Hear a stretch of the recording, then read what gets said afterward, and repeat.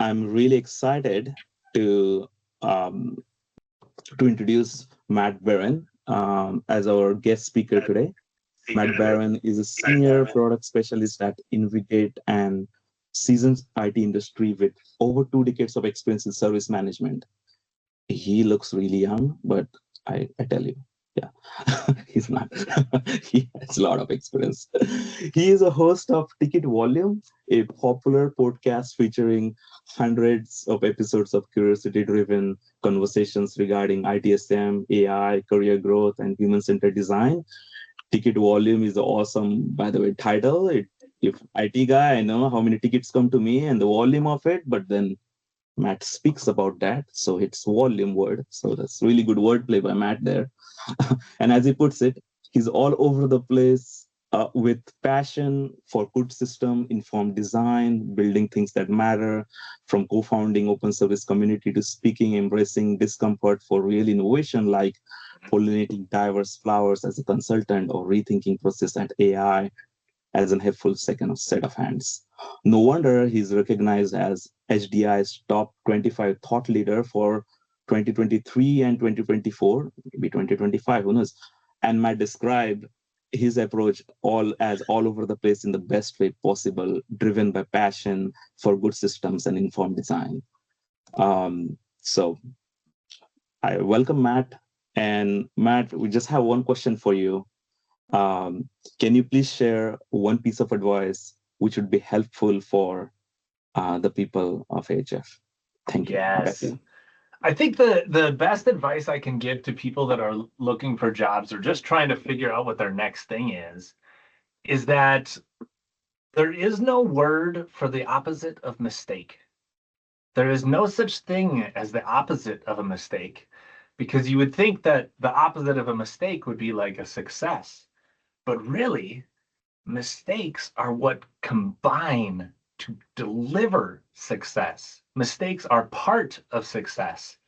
It's such an interesting thing to think about, and something that I've been exploring more in my presentations. Why do we fear problems so much, especially within our organizations and within our teams? And what a great question to start with. So, Rahul, do I just get started now? Okay. Yeah, cool. Please. All right. Yours. Sweet. Yeah. So although that's my advice, my presentation has nothing to do kind of with mistakes, really. But really, I think it'd be more useful for me to teach you all about brand building and what I've learned about building a brand. Like Rahul said, I'm a podcaster. I've started 4 IT podcasts. And if you Google my name, you do actually find all my stuff, because there's a lot of it out there. And so what I would like to do is just share with you what I've learned about building a personal brand. I believe in data transparency, so there's a QR code here if you'd like to link to this presentation, or actually any of my presentations from this last year or the last 2 years. My LinkedIn is on there.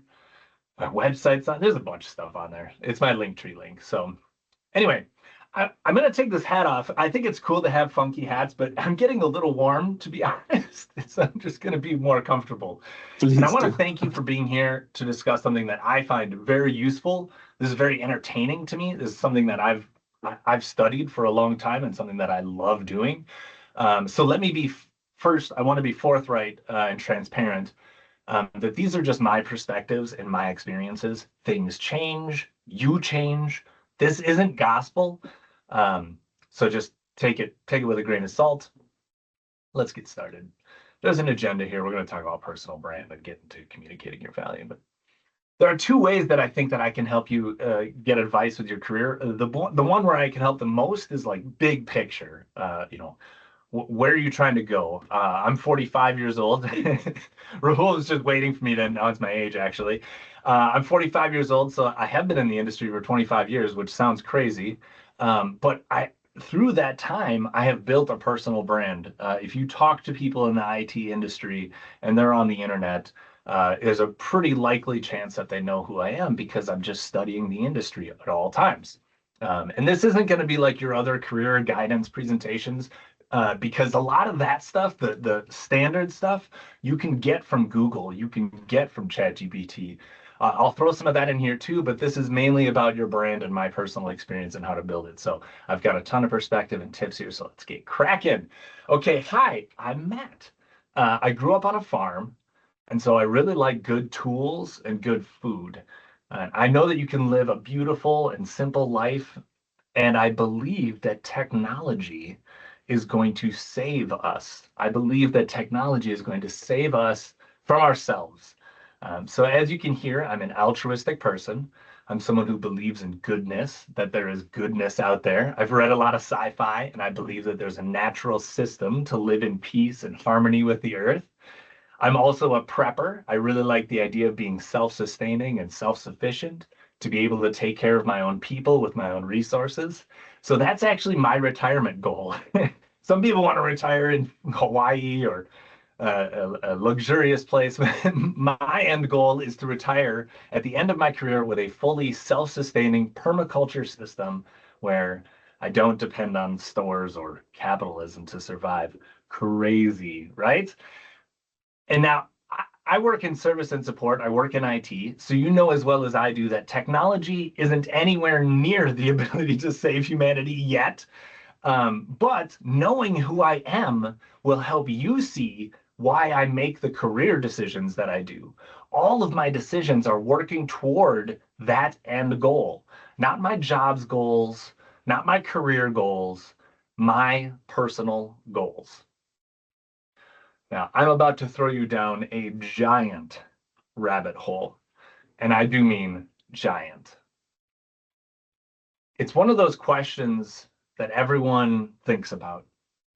It's the question it's the big question. It's the ultimate question to get thrown down the rabbit hole, but to be asked, what is the meaning of life? Our jobs often define who we are. Not all of us and not all the time, but the people that we meet while we are working know us from our jobs. Now, I can't answer this question for you. What is the meaning of life? However, it's important to ask yourself because many people attach their identity to their job and their career. I'm often asked, what do you do? I'm sure you've been asked too. So no matter how much you invest in your career, keep this in mind as you navigate life. There are a lot of different awesome ways to live your life, and you get to choose. So I recommend taking the time to question this for yourself. Find your meaning, your purpose, the way you want the world to change. I think that's a really big one to start with. How do you want to see the world change? And can you put your time and effort toward that? Or at least take the time to question your values. That's really what you're trying to do. And it's also important to move on from that too, right? You you can think about the meaning of life, but don't stay there all the time because then you'll just be a philosopher, and we all know philosophy majors don't make that much money. And there's enough work in the world that we should definitely be contributing to the betterment of the world in some way. If you if you don't think the world is horrible at this point, and you don't think you can help it, book me for a one-on-one. I will turn your mind around. So that's enough preaching from me. Let's move on. Your personal brand is your unique combination of values, experiences, and skills. It's your personality, your talents, your weaknesses, your creativity, your style, and it differentiates you. You've got to find your thing because that thing is your personal brand and it will help you stand out. Now, I chose IT, service and support as my thing, and that's not easy to decide that. to go all in on something is, well, I'll say it's boring, but I don't think it's boring. But especially at an entry-level function, you get thrown into the fire. Like you're trying to make it into IT, you get thrown into this fire. Maybe they put you on the service desk right away. Once you get a couple years under your belt, you start to realize how cruel that really is. And I'm sure you've seen people burn out in entry level positions or be pushed away from careers because of entry level positions, because that chaos at those entry levels, especially in IT, is not for everyone. It's not always that easy, but it is for some people, and that might be you. I've been in this industry for over 20 years, so if you like it, stay. It's actually really nice to stay where you feel comfortable and where you feel like you're having an impact. So not only will a great personal brand help you stand out, it will also make you a coveted team member. You've probably heard this question. What do you want to be when you grow up? I never ask that question to kids anymore because it's not a great question. Forrest Gump actually had the best response to this ever. He said, "Aren't I going to be me?" And I think it's cruel to actually make people categorize themselves. And I say this in my IT survey presentation too. If you ask better questions, you're going to get better answers. And it's true here too. Flipping your question will get you better results. Instead of a blasé, "I want to be an astronaut" or "I want to be a programmer" response, if you ask these questions, you're going to get answers like, "I'm going to start a video game business," or "I'm going to change the way teams connect through games." These sort of responses show you what the person is interested in, and more importantly, what they're interested in changing or doing. You can get much better understanding of their values and how they might benefit from being connected to you, or you might benefit from being connected to them.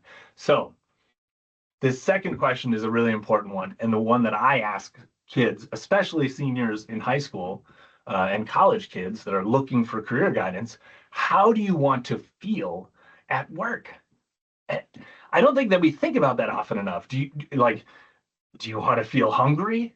Do you want to feel driven? Do you want to feel pushed? Do you want to feel pulled? What is it? Do you want to feel comfort? Anyway, good to reflect on that question. Just like the 5 love languages, there are 5 things that need to be happening for people to feel successful in their work. I did a little bit of psychological research into this. They want to learn something new. So people either want to learn something new, they want to solve a problem, they want to change the world, they want to do something good, their craft, their trade, their art, they want to get better at it, or they want recognition and a reward. So what do you think, chat? Did these line up with what you think? Are these your things? Which one of these is the thing that you go to work for? What inspires you to go to work? Which one of these? And you can even just put the number in 1 through 5. But hopefully these align to what make you happy. So please put it in there. If you want to, you don't have to put it in the chat, but yeah, look at that. Rebecca wants to change the world. Yes, go Rebecca. Rahul, he wants a paycheck. But not that that's bad. Paychecks are great. And if these don't resonate with you, maybe there's something else that resonates with you. Throw that in chat. Anyway, I am actually looking for others. So if you are inspired or something else drives you to go to work, please put it in chat, because I think my research was good, but it could have been better. There must be more. There must be another thing in here. But to me, the last 2 words align really well with the 5 love languages: acts of service and words of affirmation. That's what I think of when I think of craft and recognition and reward. And those 2 things are slightly different from the top 3, because you can actually find those in every job. Every good job will have you getting better at what you're doing and getting recognition for it. So even if that's pouring sodas at Dota Pop, if you're making sodas all day long, I hope you get better at it, and I hope you get a paycheck for it, because it's kind of like the agreement, the social agreement. These elements make a difference in the kind of work that you look for and the kind of organization that you contribute your time and your talents and your efforts toward. If you can find an organization that is aligned with the way that you want to change the world, and they have a role in something that you're good at, and you like doing, where you solve puzzles and learn new things all the time, well, it's probably a volunteer gig because it's got everything that you want except for a paycheck. But if it does have a paycheck, apply. Most people can't find a position open with 1 or 2 of these things. So if you can find something that checks multiple boxes, you are lucky. Count your blessings, be fortunate, take that luck and act on it. Take the job. And hopefully you can see how different teams will align really well with these first options, right? Like, so if you're in technology and you like technology, that might be your best role already, or you're on your way to an ideal role. So anyway, hopefully this illustrates the details and other things that you'll consider as you make job and career decisions. You're trying to align to what inspires you, what you like, how you want to see the world change, and get that money. Try everything though. Find people who inspire you. Burn your imposter syndrome and start doing you. Find hype people that will hype you up and tell you that you are right. My point is that once you know who you are and what you value and what value you bring to a team, just like a business, you need to market and sell that brand. So you know who you are, you know what you can do. You need to start marketing and selling that. Whether it's because you are looking for a team or a purpose, or because your brand is weakening, one of the two. Investing in your brand, just like a company, gives you an audience. It connects you to like-minded people, and it continues to build your network even when you aren't. And I'll say that again for emphasis. If you've got a strong brand, it will work on building your network even when you aren't. And that's important. Once you've built your brand and invested in it, it works for you, even when you aren't working for it. So how did I get from who I am, the farm boy that is a prepper who wants to retire, working really hard in his garden for some reason? And how did I get from that to this? And here's how it started. I got a job in customer service. And I realized through getting beat down in customer service that eventually I realized I didn't like it that much. And I was looking for, what is my purpose? What am I doing? Why am I doing this? I like helping people, but this isn't rewarding me. And what I realized was that I thought that if we could improve technology, if we could improve technology enough to the point where people's jobs are better, so that people can do their jobs better, that eventually the companies would get better, and then eventually our society would get better. And so my goal was to get into IT because I believe that technology can make us better. And so it took a little while. It took me a while of floundering about, kind of wondering what I should do. And that's how I knew that it was time to invest in a brand, because I was floundering. I didn't know what I wanted to do. And I got sat down by my mentor at one point, and she said, you can kind of take lots of different routes here. You can become a manager, you can become a leader. You clearly like people, you're inspirational, people like you, they'll follow you. You could become a coder. I was in technology, so I was coding a lot. Or I could leave and do something else. And so I decided to do that last one and become a consultant. And it was really tough because I had to fail a lot.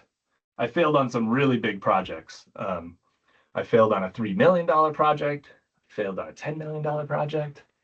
And those failures made me realize how much I loved it, how much I loved this industry. And don't get me wrong, those projects still succeeded eventually, but the failures, they start to act up. And so that's how I knew that it was time to invest in my brand, because I felt like I was floundering. And so that's the time where you could invest in your brand, possibly. And there are obvious ways to invest in your brand. Things like adding to your resume and adding to your portfolio, of course, but also by just doing it. I'll never forget my friend Mike Wallach. He and I worked on so much code together, and he was always saying, I've written this code already. He said it on every call. I know I've written this for someone else. I know I've written this for something else. Well, one day he decided to actually start saving all of his code so he wouldn't have to rewrite it. And it quickly became one of the most valuable documents that he had ever created. And it was a portfolio. When Mike left that company, he took all his code with him. And he could show it to the next company and say, look, these are the problems I solved and how I did it.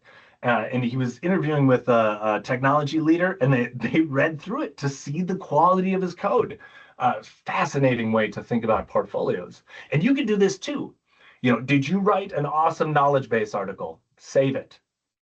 Did you make an angry customer happy? Write that story down.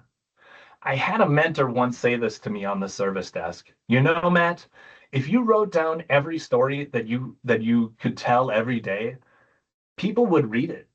People would buy it. And she was right.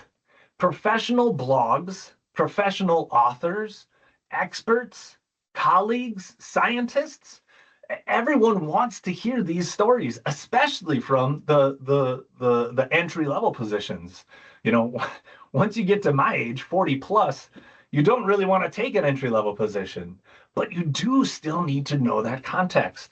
What is changing on the service desk now that we have awesome automation? What is changing in the DevOps teams now that we have awesome automation? In any case, I think that's the point, that even right now you're listening to stories that I've written down. There's value in those stories. So that is one of the best ways you can invest in your brand, is by capturing what you've learned. And this is really similar to a business. Now this is called, gosh, what is this called? Brand core. That's what it's called. Someone brought this to my attention. His name is Nate Brown. Fascinating dude. He speaks in the same industry I do, or more around customer experience. Absolutely fantastic. You should get him on here. And this is a tool that a company will use to position their brand. It helps them stay focused on their goals and understand their strengths and weaknesses. Sound familiar? I mean, that basically is what we're trying to do for ourselves too. So you can actually use this. Your company might be trying to build their brand, or you're trying to build yours. You could use this as a tool. So in the center here is your brand. You know, in this case, what do we promise, and what are the core values that sum up what our brand stands for? And then over here, you're saying things like, what is distinctive about the way we communicate and express ourselves and make it possible to recognize us at a distance? And so you can see, for an example here, for the greatest benefit of humankind, discovery, excellence, and engagement for higher ideals. That's probably like a scientific magazine or something. But then their expression is symbolic, according to traditions, with a modern, open approach. And the idea is that then everything you create aligns to this brand, whether it's the personality of it, the position of it, the actual value prop of what you're making. So this is just one great tool for thinking about your brand. Another tool that I recommend people use is a map of your career.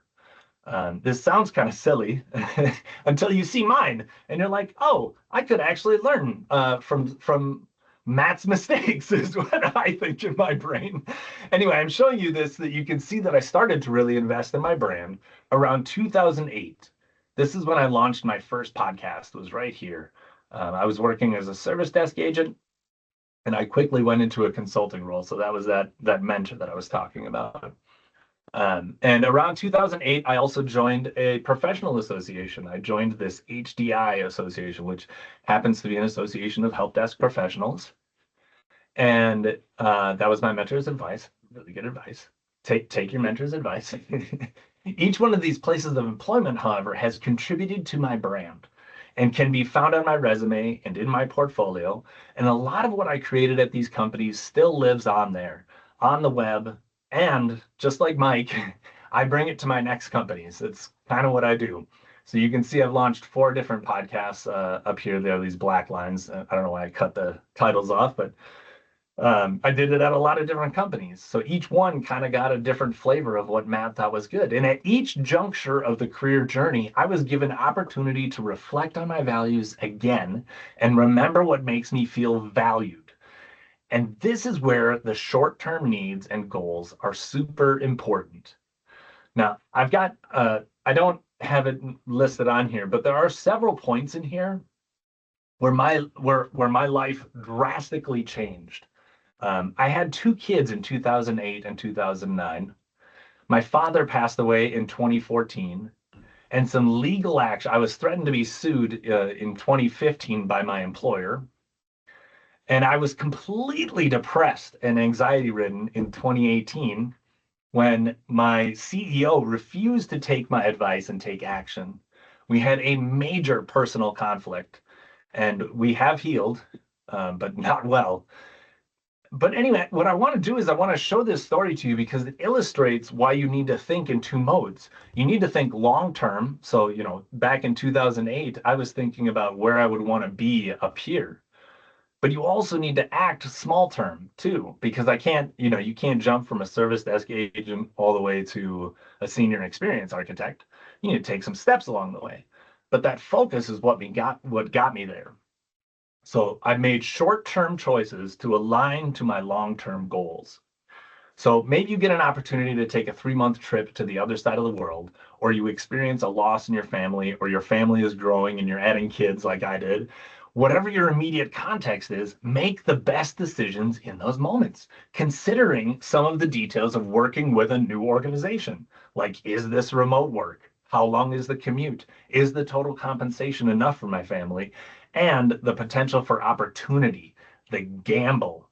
And there's lots and lots of other things that you'll need to incorporate. But if you do want to get into a new industry or role, I suggest that you do it. I suggest that you be in that role, that you begin to do it. Zay Frank has this awesome phrase, FILDI, and it stands for, well, it's a bit, the first word of the acronym is offensive, but it's the rest of the acronym is let's do it. So let's do it. And it's a fantastic phrase because one of the best things you can do is have experience. So I call this the experience paradox, and this is how you break it. You can't get experience because you don't have it, right? Everybody on this call knows that. And that's when you need to start taking action. One of the best things you can do is that you can show someone in an industry or a team that you're trying to get into, is show them that you're already doing the work. You're already interested in. You want to get into finance? Start reading some finance books. Write reviews of finance books. You want to get into, I don't know, home healthcare? Start a podcast on home healthcare. The man in this picture, his name is Colin Furs. He used to be a plumber, and his YouTube channel now has 12 million subscribers. This is actually one of his toys that he built. It's a rocket-powered bike, and he took his plumbing skills and now just builds random cool things on YouTube. But all he did was he just got started and then started documenting his work. Now, I can tell you that an ITSM or a professional YouTube channel isn't going to be as popular. Don't expect 12 million follows in the first week of starting your finance book review podcast, but you have to start. The only way that I got to 5,000 followers and up on LinkedIn is by starting. You cannot do it unless you start. So this can take many forms. Volunteer. Maybe you already work on a service desk and you want to get into networking. Go volunteer somewhere that needs networking management, or cloud management, or some nonprofit that needs an IT person. Internships are a great way to gain experience and network at the same time. Just watch out for bad culture and make sure you get paid for your internship. There's a lot of abuse that exists in that system.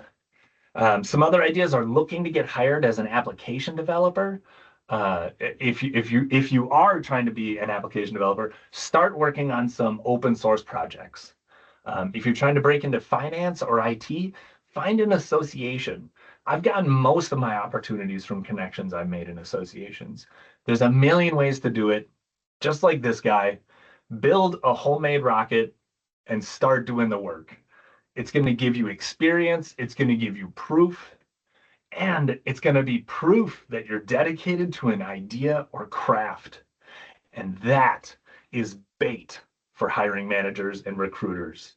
They will fall for your bait if you lay it out there.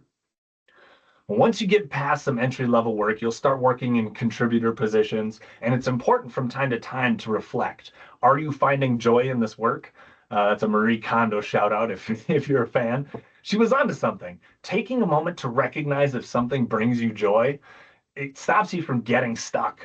I know that I have to consciously take a moment to reflect on how something is making me feel on a regular basis.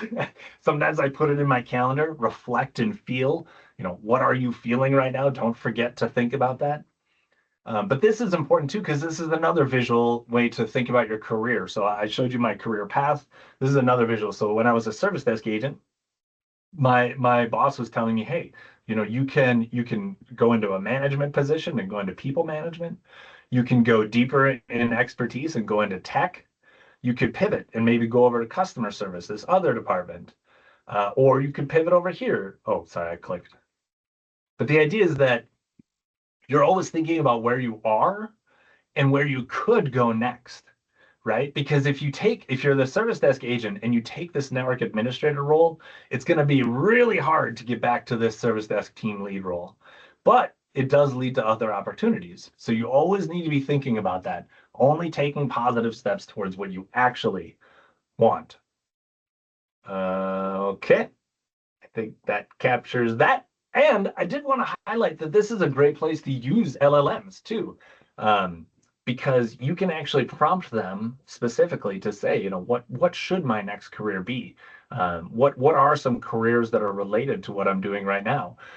Here's one that I prompted for. I think this is, yeah. So this is 6 different prompts, and all I was doing was asking it to list as many IT roles as it could. And if you put all these together and eliminate duplicates, then you can see like all the different roles that people put out there in IT. Really useful for just brainstorming what roles you might go into or what you're interested in. This is the kind of thing that LLMs are great at, word association, basically. And it's a great mentor. Here, I'm asking it to simply brainstorm careers that involve my interests. So what is a career in IT that uses writing and music? And here are a few IT career paths that involve writing and music. It's technical writer for music or audio software, music software developer, music and audio content creator, audio engineer and producer. So Mentor GPT is a real thing, is very useful at doing stuff like this.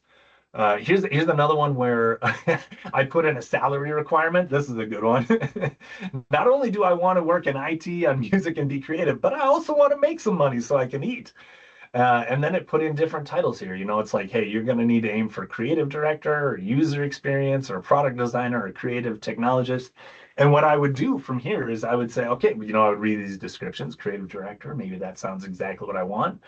I could then go and say, hey, what are the roles that would lead to a career as a creative director? And it would guide me. It would say, here's your steps. If you get this kind of job and then work towards this job and this job, eventually you would get there. So that's another really cool hack. It won't tell you the meaning of life though. So don't ask that one. It's not going to be very helpful. Okay, so be curious about your brand.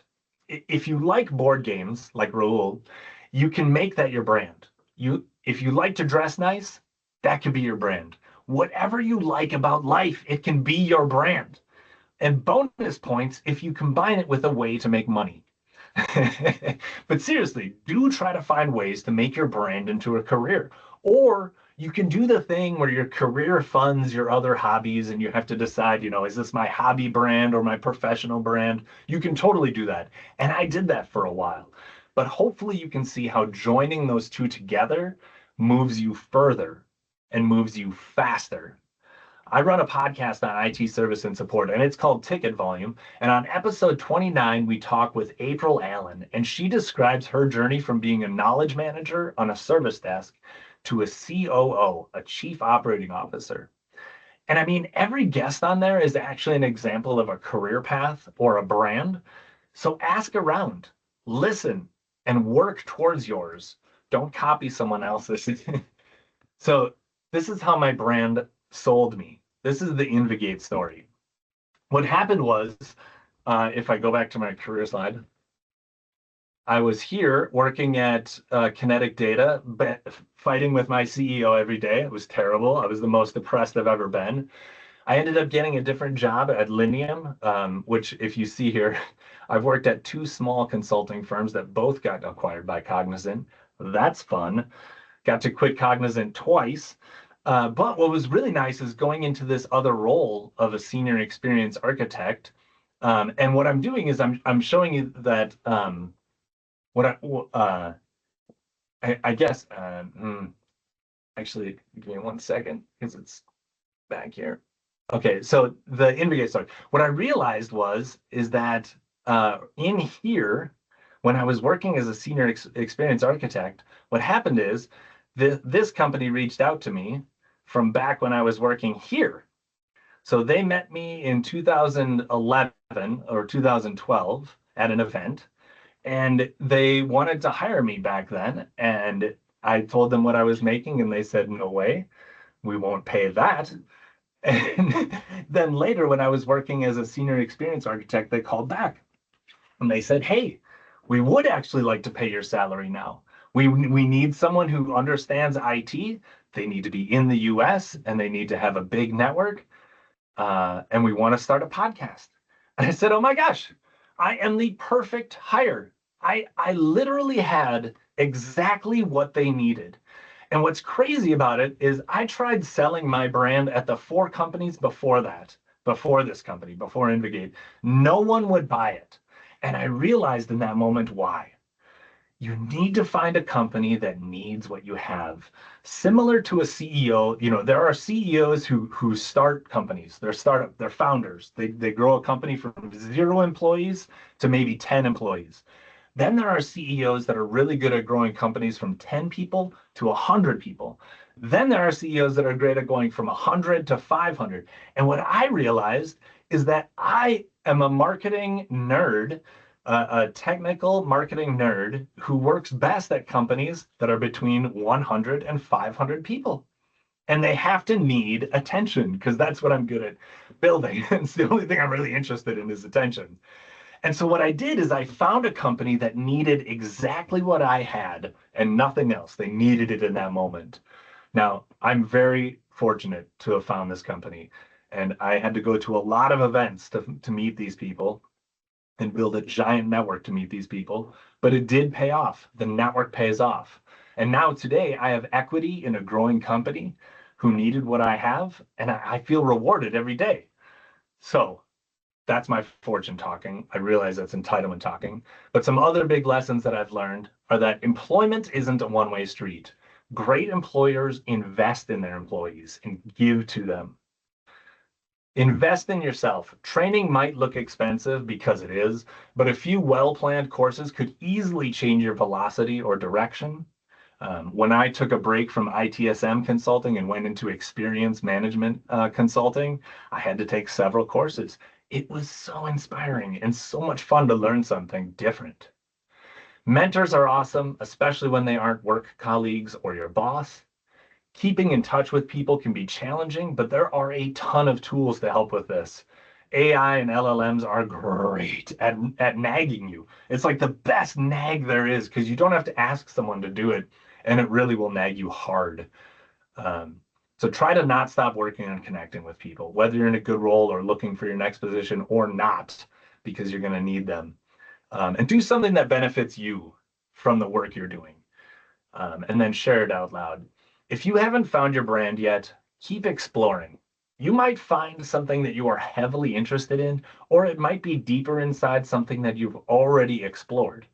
The one thing about your brand is that nobody can take it from you. And that's important because your career is yours. So you shouldn't have to settle because your unique skills, interests, and personality are needed by someone or by some team. There is a company, a team, a leader with a position that was meant for you. Someone needs you and your specialties. So keep looking because someday you will be called to serve. Or you will start your own business with all your unemployed friends and disrupt a market. And when you do, I hope that you can deliver great service because good service is good for business.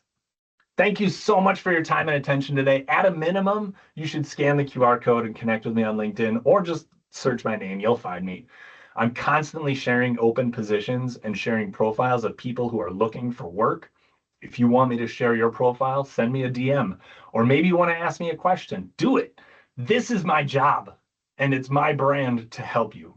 So there's also the QR code here that links to all my other stuff, or subscribe to my podcast, Ticket Volume. We do a lot of really cool episodes, like 4 or 5 a year, but they're really in depth. And thanks again, Accountability and Happiness Fridays, for having me here.